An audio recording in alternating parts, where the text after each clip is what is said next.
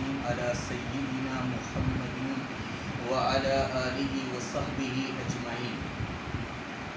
दोस्तों, आज मैं जो चीज़ें आपको बता रहा हूँ, आज का हमारे दर्स का मौजू है नबी करीम अलैहिस्सलातु वस्सलाम की अहादीस मुबारक। तो सबसे पहले आइए हम चलते हैं कि हदीस कहते किसको हैं। तो हदीस कहते हैं नबी करीम अलैहिस्सलातु वस्सलाम के कौल को, और नबी करीम अलैहिस्सलातु वस्सलाम के फ़ेल को, और नबी करीम अलैहिस्सलातु वस्सलाम की तकरीर को। और जो नबी करीम अलैहिस्सलातु वस्सलाम ने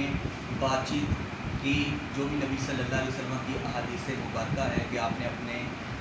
अपनी ज़ुबान मुबारक से इरशाद फरमाई। और फ़ेल वो हदीस जो नबी करीम अलैहिस्सलातु वस्सलाम ने काम किया, खुद करके दिखाया, तो वो भी हदीस हुआ। और तकरीर कि आप सल्लल्लाहु अलैहि वसल्लम के सामने किसी ने कोई बात की तो आपने उसका रद्द नहीं किया, या कोई ऐसा काम किया गया जो आप सल्लल्लाहु अलैहि वसल्लम ने उससे मना नहीं फरमाया, तो इसको हदीस कहते हैं। हदीस के मुख्तलिफ़ पहलू हैं। जो हदीस नबी करीम अलैहिस्सलातु वस्सलाम तक उसकी सनद पहुँचे उसे हदीस मरफ़ू कहते हैं,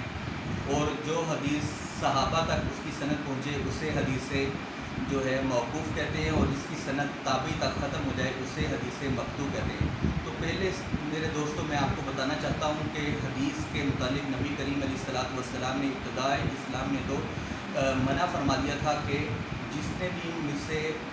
कुरान पाक के अलावा कुछ लिखा है तो वो मिटा दे, क्योंकि उस टाइम ये ख़दशा था कि कुरान पाक जो है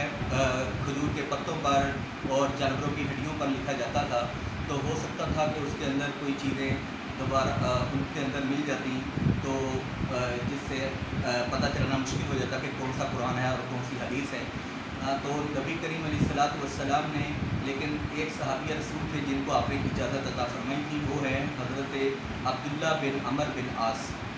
लेकिन जब उन्होंने हदीसें लिखना शुरू की तो कुछ सहाबा ने उनसे इख्तिलाफ़ किया, कहा कि अब्दुल्ला कि तुम हर बात नबी की लिख देते हो। नबी करीम अलैहिस्सलातु वस्सलाम कभी गुस्सा की हालत में होते हैं, तो कभी नबी करीम अलैहिस्सलातु वस्सलाम कभी खुशी की हालत में होते हैं, तो आप हर बात को लिख लेते हो। तो उन्होंने लिखना बंद किया और रसूलुल्लाह सल्लल्लाहु अलैहि वसल्लम की मजलिस में हाज़िर हुए। तो आप अलैहिस्सलातु वस्सलाम ने जब उन्हें देखा कि वो लिख नहीं रहे, तो आप अलैहिस्सलातु वस्सलाम ने फरमाया, अब्दुल्ला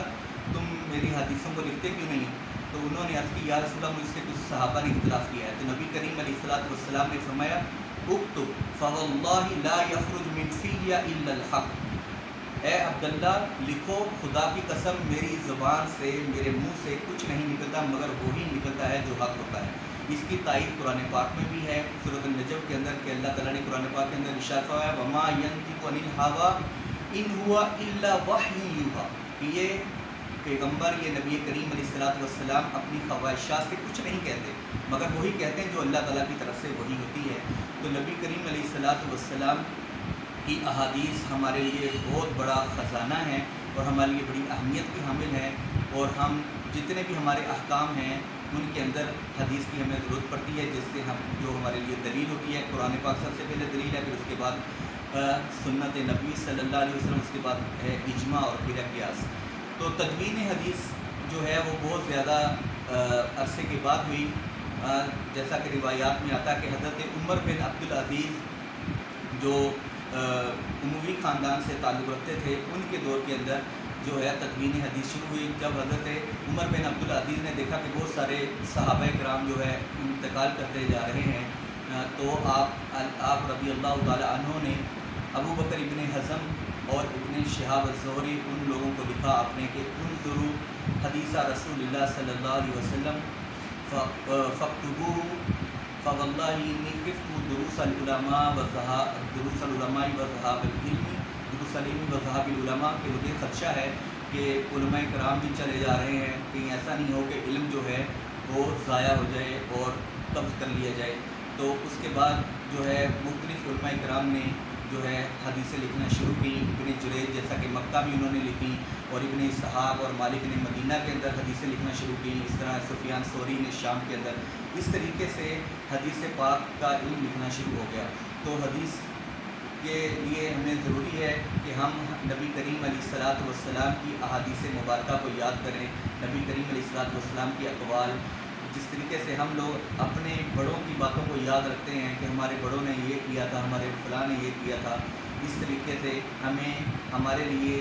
ये बहुत ज़्यादा ज़रूरी है कि हम नबी करीम अलैहिस्सलाम की हदीसों को याद करें और नबी करीम अलैहिस्सलाम की हदीसों पर अमल पैरा हों, जिसके बारे में नबी करीम अलैहिस्सलाम ने फरमाया बल्लिगू अन्नी वलो आया, पहुँचा दो मुझसे अगरचे एक ही निशानी या एक ही आयत, कि जिसको भी कोई नबी की बात मालूम हो, नबी करीम अलैहिस्सलाम की हदीस याद हो, कोई हुक्म याद हो, तो उसे चाहिए कि अपने भाइयों को उस हदीस को पहुँचाए, ताकि हो सकता है वो उस पर अमल पैरा हों, ताकि वो नबी करीम अलैहिस्सलाम की सुन्नत पर अमल पैरा हों। नबी करीम अलैहिस्सलाम ने फरमाया जिसने मेरी एक ऐसी सुन्नत पर अमल किया जो है नापीद हो चुकी थी, जिस पर अमल पैरा होना लोगों ने छोड़ दिया था, तो उसे 70 शहीदों का सवाब मिलेगा। अल्लाह ताला से दुआ है कि हम सबको नबी करीम अलैहिस्सलाम की अहादीस मुबारका को याद करने और समझने की तौफीक अता फरमाए। वमा अलैना